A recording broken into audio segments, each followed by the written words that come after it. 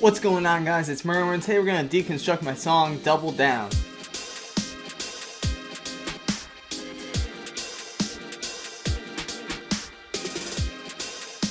If you guys haven't been watching the YouTube channel, we have our series Deconstructed inspired by Genius, where I show you guys how I made the beat for all the music I make. Today we're going to be doing my song Double Down off of my new album Strangers in the Dark. If you guys haven't listened to this song or the album yet, definitely encourage you guys to go check that out. We got a link in the description. Definitely encourage you guys to go listen to that, but you don't have to before watching the rest of the video. If you guys haven't though, we have this song split into two halves. We have two different beats in this song. So the first part is in a different video. Definitely encourage you guys to watch that, but we're going to be doing part 2 today.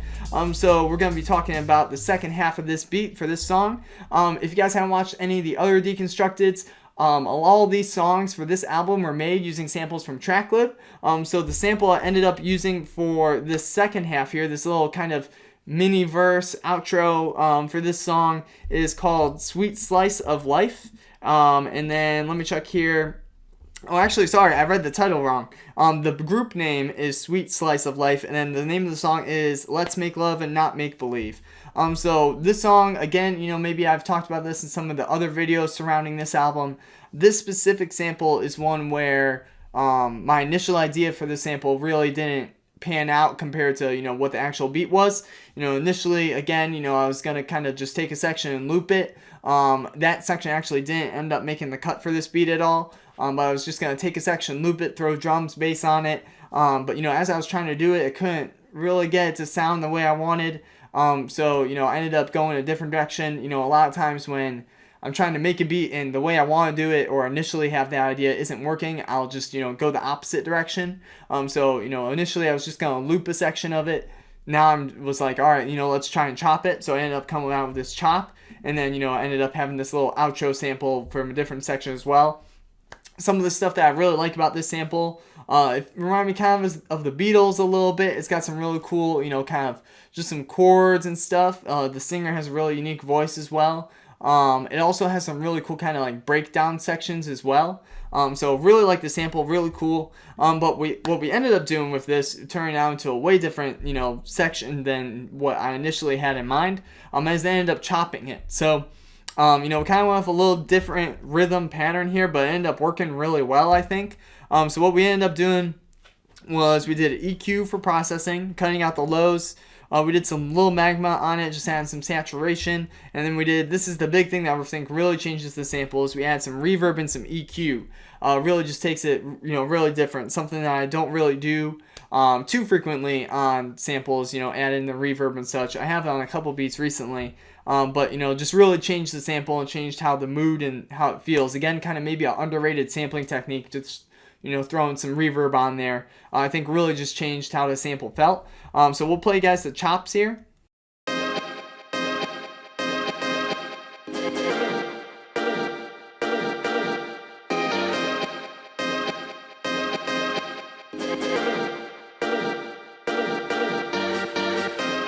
So, those chops there, something that I really like, again, about the initial samples, we have a lot of those kind of horn bursts.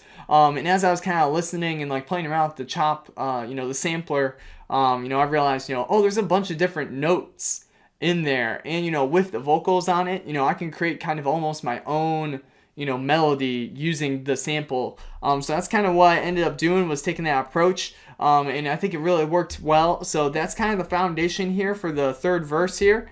Now we're going to get into the drums. So the drums here, are pretty different, again, from the first and second verse. Initially, again, when I picked this sample, I didn't really have the idea of pairing it with this specific beat. But initially, as I was working on the beat, I got the first verse and second verse done, and I was like, I feel like it needs something extra to keep people engaged, something to, keep them listening to the song, so it doesn't get repetitive. So I was like, I just found this sample, let's just try throwing it on there. And I think, it kind of creates something really cool, just kind of those two different halves here. So first element here is we're going to start with this hi-hat.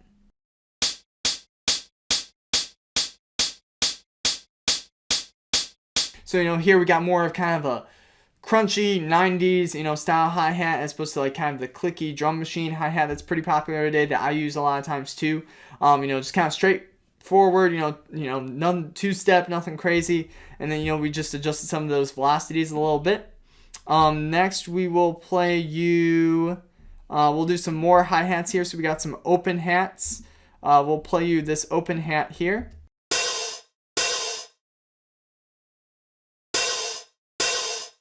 So nothing too crazy. Again, just an open hat. But the thing that I think works really well with this hat is that it pairs really well with that initial first hi-hat. They sound really cohesive, sound like it's in the same drum kit, which I think is really nice.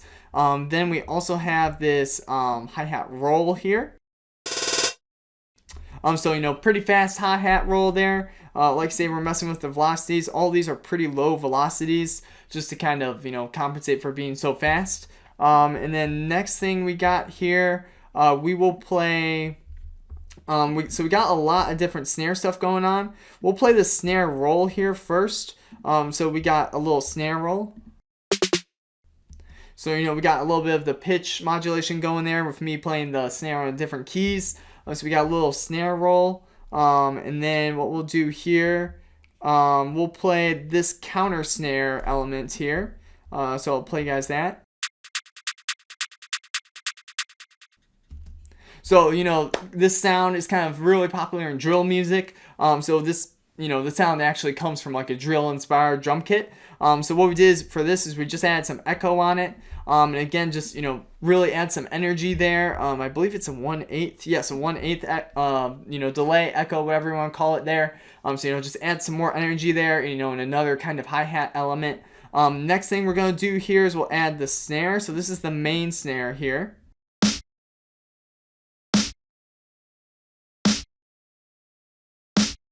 So, the thing I think this snare does really well, again, those hi-hats are really kind of more in that, 90s, really grimy, feel. This snare, I think, again, sits really perfect, really good with those. And kind of, again, is very cohesive, fits in the same feel as all those other elements.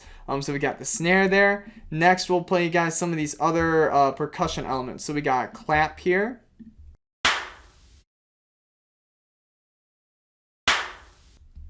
Really cool clap there. It's got some nice little like sizzle on it. You kind of hear that at the end with like the noise. So really cool there. And we got another snare element here.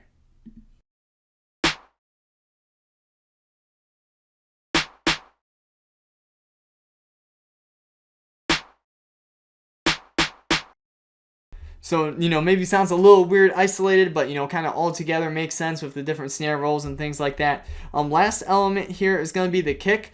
So the kick for this one is extremely simple. This is probably the simplest kick pattern I've ever done. This is something that maybe with this beat with the drums I kind of struggled with a little bit, because again, normally I do have a lot more kick hits in my kick pattern, but it just kind of ended up that, I think simple was the way to go. I had a lot of snare things going on, a lot of, different hi-hats and stuff, so I think it just made sense just to do that one hit at the beginning. So we'll play you guys that.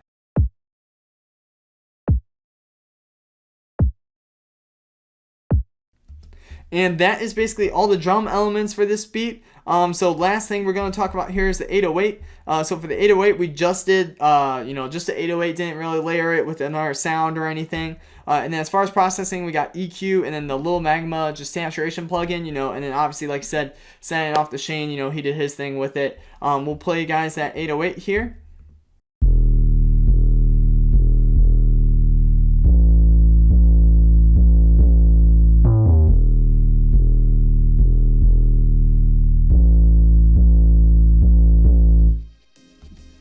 So that is all the elements for this beat. That is basically it for this video, guys. Thank you guys so much for watching this episode of Deconstructed. If you haven't listened to this song or my album, Strangers in the Dark, definitely encourage you guys to check that out. Again, we got a link in the description if you're interested. Appreciate anyone who listens to my music. It means a lot to me. That is going to be all for this video today, guys. Thank you so much for watching. Peace.